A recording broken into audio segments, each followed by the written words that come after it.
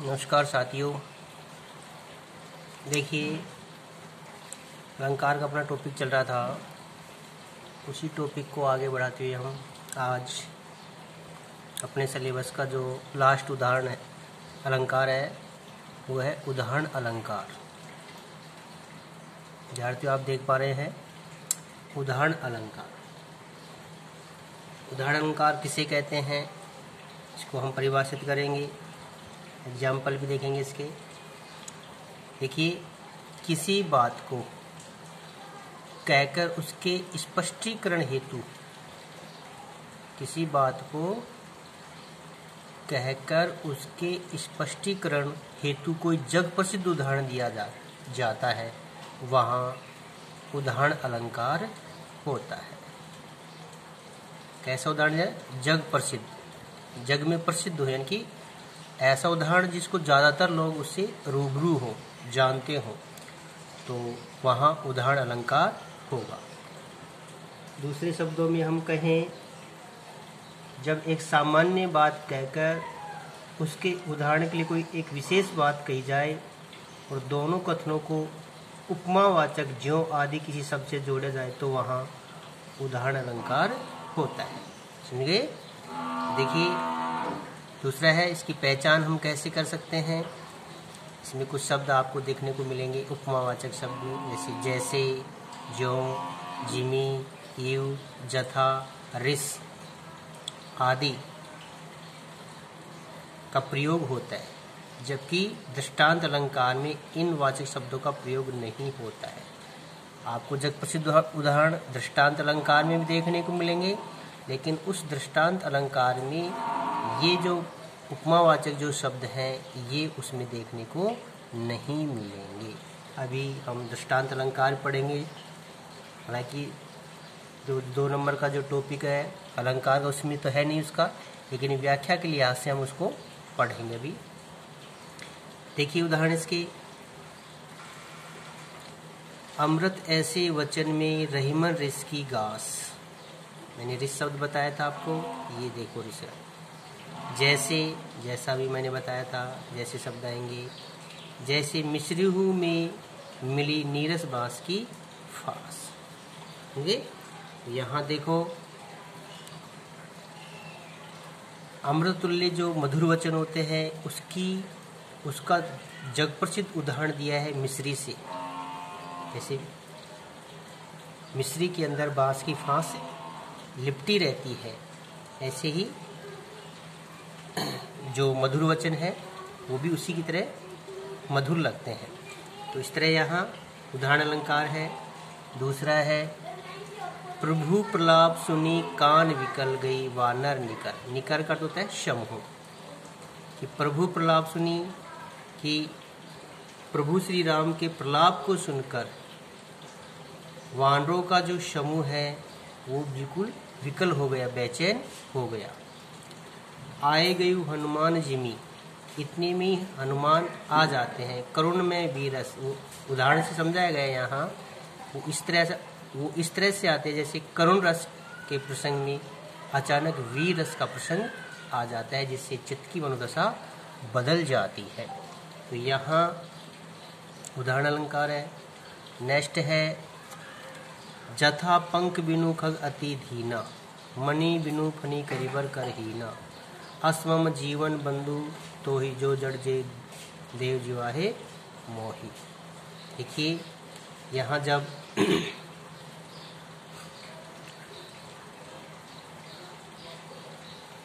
लक्ष्मण जी के शक्तिबाण लग जाता है, वो मूर्छित होकर गिर जाते हैं, तब ऐसे में श्री राम प्रलाप करते हुए अपने भाई से कहते हैं कि जथा पंख, हे भाई, जैसे पंखों के बिना पक्षी अति दीनहीन हो जाता है, और मणि बिनु फनी, और मणि बिना सर, और सूंड बिना हाथी, उसी तरह आज मेरा जीवन भी तुम्हारे बिना, अगर मेरा ये दुर्भाग्य जड़ दे जुआए मोही, यदि मेरा ये दुर्भाग्य मुझे जीवित रखता है तो मेरा जीवन भी तुम्हारे बिना ऐसा ही होगा। तो यहाँ उदाहरण देकर किस किस का उदाहरण दिया है यहाँ, जैसे पंखों के बिना पक्षी, और मणि बिना शरप और सूंड बिना हाथी। इस उदाहरण से उसने अपने भाई को विषय में कहा है कि मेरा जीवन भी यदि तुम नहीं होगी तो मेरा जीवन भी ऐसा ही हो जाएगा। तो ये उदाहरण अलंकार है, जिसके उदाहरण हमने 3 उदाहरण पढ़ लिए हैं। और भी यदि आप इसके उदाहरण देखना चाहो तो देखिए, उदाहरण अलंकार के और भी उदाहरण है काफ़ी। सुख बीते दुख होत है, दुख बीते सुख होत, दिवस गए जो निशी उदित, निशी गत दिवस उद्होत। यह उदाहरण देकर स्पष्ट किया गया है। और देख लीजिए, नीकी पे फीकी लगे बिन अवसर की बात, जैसे वर्णत युद्ध में नहीं सिंगार सुहाग। यहाँ भी उदाहरण देकर स्पष्ट किया गया है। ठीक, समझ गए उदाहरण अलंकार में क्या क्या आएगा, कैसे उसको उदाहरण देकर स्पष्ट किया जाता है। नेक्स्ट देखिए, दृष्टांत अलंकार। अभी मैंने बताया था कि दृष्टांत अलंकार जो भी बताया जाएगा आपको, जब 2 कथनों में बिंब प्रतिबिंब भाव हो, अर्थात पहले एक बात कहकर फिर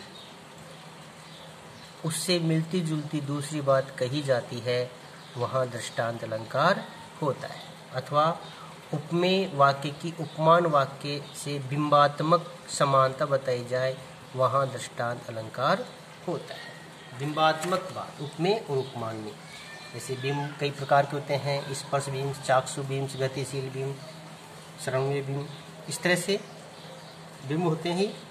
इसके लिए उदाहरण देखो आप, करत करत अभ्यास ते जड़मति होत सुजान, रसरी आवत जाते सिल पर परत निशान। एक बात यहाँ पहले कही गई है, उससे मिलती जुलती दूसरी बात बिंबात्मक तरीके से कहा जा रहा है यहाँ, तो यहाँ दृष्टांत अलंकार होगा। नेक्स्ट है, साचो मित्र सचेत, कहियो काम न करे किसो, हरि अर्जन रे हेत रत कर हाक्यो राजिया। ये कृपाराम खिड़िया का पाठ है, इसमें अपने शिष्य राजिया को संबोधित कर रहा है। दृष्टांत देकर उसने ये उदाहरण दिया है उसको स्पष्ट करने के लिए। नेक्स्ट है, रहीमन देखी बड़ेन को लगुन दीजिए डारी, जहाँ काम आवे सोई कहा करे तलवारी। यहाँ देखो, प्रतिबिंब भाव स्पष्ट हो रहा है, पहले एक बात कही गई है, फिर उससे मिलती जुलती दूसरी बात कही गई है। दूसरी बात क्या है, सुई और तलवार से उसको उदाहरण देकर स्पष्ट किया गया है। लेकिन यहाँ जिमी, जैसे, यू, रेस, इस तरह के शब्द नहीं हैं, इसलिए यहाँ क्या है, दृष्टांत अलंकार है। नेक्स्ट है, जो रहीम उत्तम प्रकृति का करे सकत कुसंग, चंदन विष व्यापत नहीं लपटे रहते भुजंग। यहाँ भी दृष्टांत है। नेक्स्ट है, बड़े बड़ाई ना करे बड़े न बोले बोल, रहीमन हीरा कब कहे लाख टका मेरो मोल। यहाँ भी आप बिंब प्रतिबिंब भाव यहाँ स्पष्ट होता हुआ देख रहे हैं। पहले एक बात साधारण तरीके से कही गई है, लेकिन उससे मिलती जुलती बात कहीं उदाहरण देकर दूसरी बात कही गई है, तो यहाँ दृष्टांत अलंकार है। ठीक है, इसी तरह से नेक्स्ट है अन्योक्ति अलंकार। देखिए, अन्योक्ति 2 शब्दों से मिलकर बना है, अन्य धन उक्ति, अर्थात अन्य उक्ति के सहारे कवि के वर्णन का मंतव्य स्पष्ट किया जाता है, अर्थात जहाँ अप्रस्तुत उपमान के द्वारा प्रस्तुत उपमेय का बोध कराया जाता है, वहाँ अन्योक्ति अलंकार होता है। उपमेय उपमान आप पहले पढ़ चुके हैं। उपमेय जिसकी उपमान जिससे तुलना की जाए। देखिए, इसके उदाहरण आप देखेंगे, कागा काकू धनहरे, कागा काको धनहरे कोयल काको देत, मीठा शब्द सुनाए के जग अपनो करी ले। देखो, कागा काको धनहरे कोयल काको देत, मीठा शब्द सुनाए के जग जग अपनो करे ले। अन्योक्ति रूप में यहाँ को कागा का को दनरे की कौवा जब कर्कश एवं कटु वाणी बोलता है किसी का धन थोड़ी हर लेता है, और कोयल मधुर वाणी बोलकर किसी को धन थोड़ी दे देती है। इसी अन्य उक्ति के द्वारा समझा जाए, मीठा सब सुनाए कि जग हमने बोले कि जो लोग मधुर वचन बोलते हैं वो संसार को अपना कर लेते हैं। तो अन्योक्ति रूप में यहाँ कौवा और कोयल का उदाहरण दिया गया है। इसी तरह से नेक्स्ट है, तुलसी पावस के समय धरी कोकिल मौन, अब तो दादुर बोले हमें पूछे ही कौन। अन्योक्ति रूप में यह दादुर शब्द का प्रयोग किया है मेंढक का। तुलसी पावस के समय धरी कोकिल मौन, तुलसीदास जी कहते हैं कि पावस ऋतु के समय, वर्षा ऋतु के समय कोयल मौन धारण कर लेती है, क्योंकि ऐसे समय में दादुर जो मेंढक है वो जोर जोर से बोलने लगते हैं, तो उनकी आवाज़ इतनी तेज़ होती है कि कोयल सोचते कि मेरी आवाज़ कोई सुन नहीं सकता है, तो ऐसे में खुद ही चुप हो जाती। अन्योक्ति रूप में क्या है कि दादुर यहाँ किसके लिए प्रयोग किया गया है, जो अधिक बोलते हैं, वाचाल होते हैं, जिनके बोलने का कोई सार नहीं होता है। जब वो बहुत ज़्यादा बोलते हैं तो जो ज्ञानी लोग होते हैं, समझदार जो लोग होते हैं, तो वहाँ चुप हो जाते, क्योंकि वो सोचते हैं कि ऐसे समय में तुम्हारी आवाज़ को सुनने वाला कोई नहीं है, तो ऐसे समय में उस स्थान पर वो मौन धारण कर लेते हैं। तो अन्योक्ति अलंकार है। इसी तरह से है, यही आस अटक्यो रह तू अली गुलाब के मूल, हवे है फेरी वसंत ऋतु इन डारन वही फूल। तो देखिए यहाँ अन्योक्ति रूप में कवि ने समझाया है किसके माध्यम से, अली के माध्यम से, भ्रमर के माध्यम से, कि जो भ्रमर है वो गुलाब का सच्चा मित्र होता है, वो हमेशा उसके पास रहता है।